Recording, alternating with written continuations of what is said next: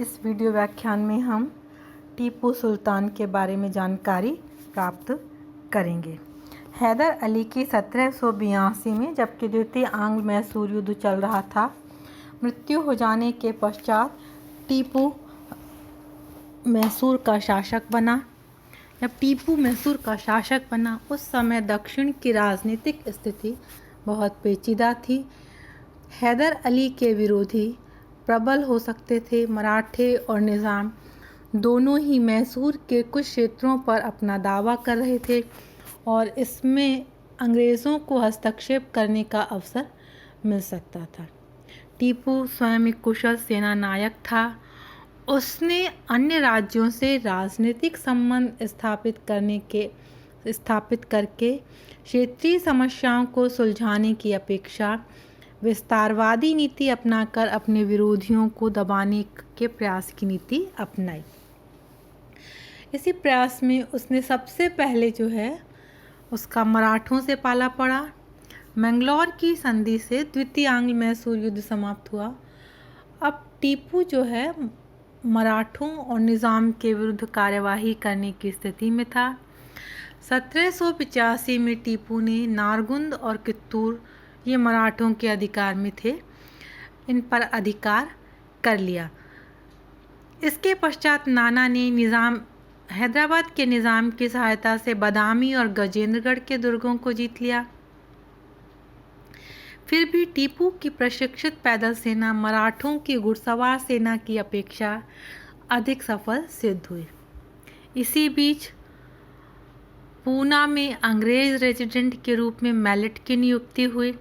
टीपू ने यह समझा कि अंग्रेज भी उसके विरुद्ध मराठों का सहयोग करने को तैयार हो गए हैं। अतः 1787 में उसने मराठों से संधि कर ली, जिसमें दोनों पक्षों ने जीते हुए प्रदेश लौटा दिए और तथा टीपू से लिया जाने वाला खिराज कम कर दिया है। बदले में टीपू ने मराठा युद्धबंदियों को मुक्त कर दिया। इस प्रकार टीपू ने मराठों के साथ जो उसकी समस्या है उसको एक हद तक सुलझा लिया था। अब टीपू ने अंग्रेज़ों की तरफ ध्यान दिया और अब हम देखते हैं तृतीय आंग्ल मैसूर युद्ध। मैंगलोर की संधि के द्वारा, जो कि टीपू और अंग्रेज़ों के मध्य हुई थी, टीपू की महत्वाकांक्षा को ठेस पहुंची थी। अब वह अंग्रेज़ों से युद्ध करने के लिए विदेशी शक्तियों का सहयोग प्राप्त करना चाहता था और इसीलिए उसने 1886-87 में 2 प्रतिनिधिमंडल फ्रांस भेजने का प्रयास किया, लेकिन ये दोनों ही प्रतिनिधिमंडल असफल रहे, क्योंकि उस समय टर्की का सुल्तान स्वयं रूस और ऑस्ट्रिया के विरुद्ध संघर्ष कर रहा था और अंग्रेज़ों की मैत्री पर निर्भर था। और फ्रांस ने भी इंग्लैंड को यह आश्वासन दे दिया था कि वह अंग्रेज़ों के विरुद्ध कोई उत्तेजनात्मक कार्यवाही नहीं करेगा। मराठा मैसूर युद्ध से अगस्त 1786 में ब्रिटिश रेजिडेंट मैलेट ने मराठों को सैनिक सहायता का वचन दिया था, किंतु 1786 में कॉर्नवालिस भारत आया था और वह बिना उचित तैयारी के अपनी सैनिक प्रतिष्ठा को खतरे में डालने को तैयार नहीं था। अतः उसने 1784 के पिट्स इंडिया एक्ट का बहाना बनाकर टीपू से मैत्री संधि की दुहाई देकर मराठों को सैनिक सहायता देने से इनकार कर दिया। किंतु ऐसा नहीं था कि कॉर्नवालिस टीपू से युद्ध नहीं करना चाहता था। वास्तव में तो वह सुअवसर की तलाश में था कॉर्नवालिस, और यह सुअवसर उसे शीघ्र ही उपलब्ध हो गया। टीपू ने अपनी शक्ति में वृद्धि करके अपने पड़ोसी राज्यों पर आक्रमण करना प्रारंभ कर दिया था। उसने हैदराबाद पर आक्रमण कर गंटूर पर अधिकार कर लिया। गंटूर निज़ाम के अधिकार में था। निज़ाम ने कॉर्नवालिस से टीपू के विरुद्ध सैनिक सहायता देने की प्रार्थना की।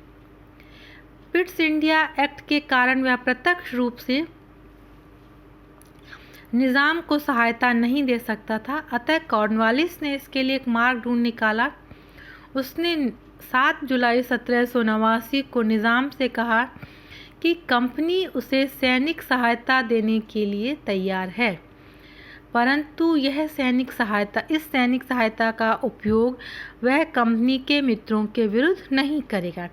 और कॉर्नवालिस ने उसे एक सूची सौंपी जिसमें कंपनी के मित्रों का नाम था। इस सूची में मैसूर का नाम नहीं था। यह जो कार्यवाही थी कॉर्नवालिस की ब्रिटिश इंडिया एक्ट की भावना और भाषा का स्पष्ट उल्लंघन था। 1773 में हैदर अली ने कालीकट पर अपना नियंत्रण स्थापित कर लिया था, जिससे कि कालीकट और ट्रावनकोर के बीच में स्थित कोचीन पर उसका आधिपत्य बढ़ गया। कोचीन के क्षेत्र में एक 40 मील लंबी ट्रावनकोर लाइन्स थी, जो कि सामरिक महत्व की थी। ट्रावनकोर लाइन्स तक पहुंचने का मार्ग 2 दुर्गों से, क्रांगनूर और आइकोटा से नियंत्रित था। ये दोनों ही दुर्ग डचों के नियंत्रण में थे। ट्रावनकोर के शासक ने डचों से इन दुर्गों को खरीद लिया था। टीपू स्वयं इन दुर्गों को खरीदना चाहता था, अतः क्रुद्ध होकर उसने 29 दिसंबर 1789 को ट्रावनकोर पर आक्रमण कर दिया। ट्रावनकोर का राजा अंग्रेज़ों का मित्र था और यही कॉर्नवालिस के लिए युद्ध का बहाना बन गया। कॉर्नवालिस ने युद्ध प्रारंभ करने से पूर्व मराठों और निज़ाम से संधि करने का निर्णय किया और जून और जुलाई में निज़ाम और मराठों के साथ संधि कर ली गई, जिसके अनुसार दोनों ने अंग्रेज़ों को टीपू के विरुद्ध सैनिक सहायता देने का वचन दिया और अंग्रेज़ों ने युद्ध की उपलब्धियों को परस्पर बांटने का आश्वासन दिया। इस प्रकार कॉर्नवालिस ने टीपू के विरुद्ध त्रिगुट का निर्माण कर लिया और इस गुट के निर्माण के पश्चात अप्रैल 1790 में ट्रावनकोर पर आक्रमण का बहाना लेकर कॉर्नवालिस ने टीपू के विरुद्ध युद्ध की घोषणा कर दी। यद्यपि इस युद्ध में टीपू बहुत बहादुरी से लड़ा, इसके बावजूद कॉर्नवालिस ने उसकी राजधानी श्रीरंगपट्टम तक पहुंच गया और उसने रंगपट्टम का घेरा डाला और अंग्रेज सेना का अत्यधिक दबाव देखकर टीपू ने 23 मार्च 1792 को श्रीरंगपट्टम की संधि कर ली। संधि की 4 प्रमुख शर्तें थीं। पहली शर्त के अनुसार उसे मैसूर राज्य का आधा भूभाग अंग्रेज़ों को समर्पित करना पड़ा और कुछ हिस्सा निज़ाम को और कुछ हिस्सा मराठों को देना पड़ा। टीपू को हैदर अली के समय से पकड़े गए युद्धबंदियों को मुक्त करना पड़ा। कंपनी को 35 लाख पाउंड क्षतिपूर्ति देनी पड़ी और अपने 2 पुत्रों को अंग्रेज़ों के पास जमानत के रूप में रखना स्वीकार किया। इस तरह से ये जो शर्तें थी टीपू के लिए अपमानजनक थी। इस युद्ध का जो है काफ़ी महत्व है, क्योंकि इस युद्ध के बाद मैसूर राज्य की आर्थिक संपन्नता व सुरक्षात्मक व्यवस्था छिन्न भिन्न हो गई। सामरिक महत्व के क्षेत्रों से निकल जाने से मैसूर की प्राकृतिक सुरक्षा व्यवस्था समाप्त हो गई।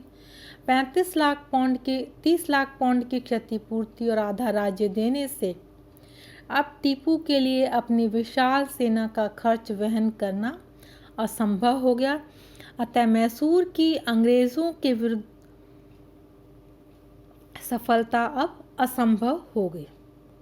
इस युद्ध का महत्व एक और कारण से है कि इतिहास में पहली बार स्वयं ब्रिटिश गवर्नर जनरल ने युद्ध में सेना का नेतृत्व किया।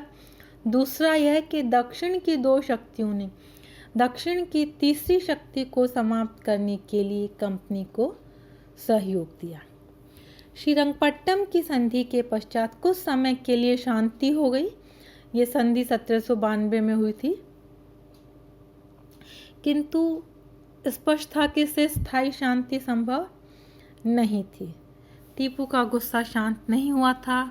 उसने अपनी राजधानी में मजबूत किलेबंदी करनी प्रारंभ की, नए दुर्गों का निर्माण कराया, सैनिकों की भर्ती की, सेना को अनुशासित कर पुनर्गठित किया, विद्रोही सरदारों को दंडित किया और संधि की शर्तों को पूरा करने के लिए और अपने पुत्रों को अंग्रेज़ों के बंधन से मुक्त कराने के लिए प्रजा से बलपूर्वक धन वसूल किया। 1792 से 1798 6 वर्षों में जो भी गवर्नर जनरल आए वे हस्तक्षेप की नीति के समर्थक थे।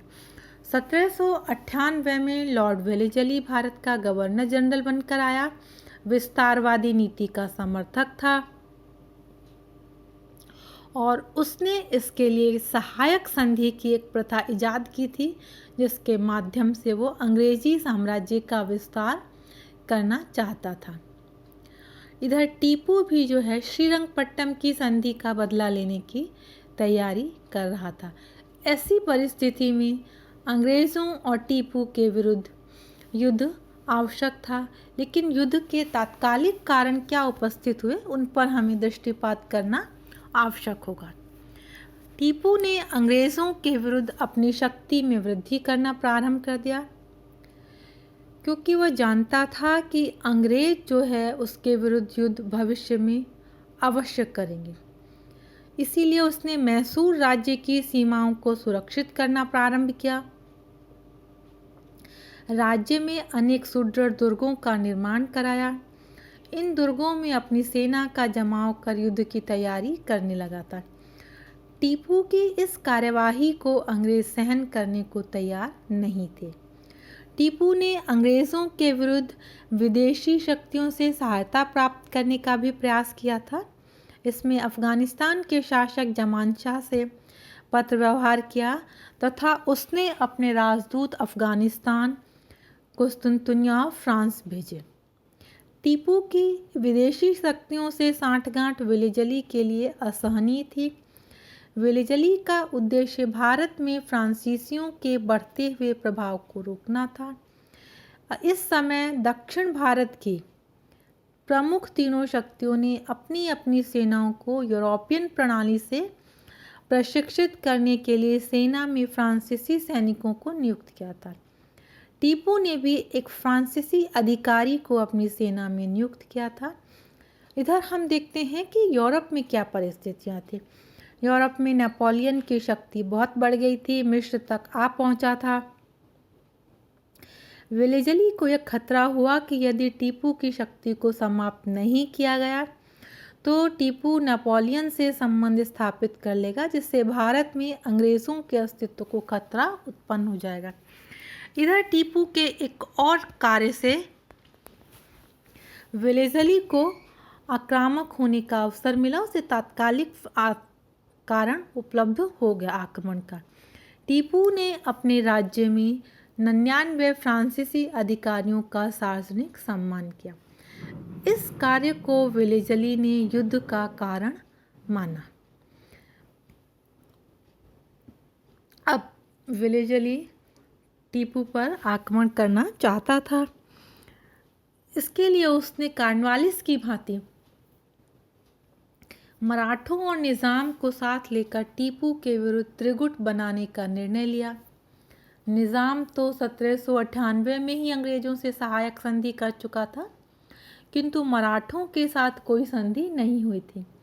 अतः वेलेजली ने पेशवा के समक्ष प्रस्ताव रखा कि यदि मराठा टीपू के विरुद्ध सहायता देते हैं तो मैसूर राज्य का कुछ भूभाग मराठों को दिया जाएगा। पेशवा ने वेलेजली के प्रस्ताव को स्वीकार कर लिया। संचालक समिति से युद्ध की अनुमति आते ही वेलेजली ने टीपू के विरुद्ध फरवरी 1799 में युद्ध की घोषणा कर दी। युद्ध में बीच में टीपू की स्थिति बहुत खराब हो गई और वेलेजली ने उसके समक्ष श्रीरंगपट्टम की संधि के समक्ष की तरह ही शर्तें रखी, लेकिन टीपू श्रीरंगपट्टम की संधि की शर्तों की पुनरावृत्ति नहीं चाहता था।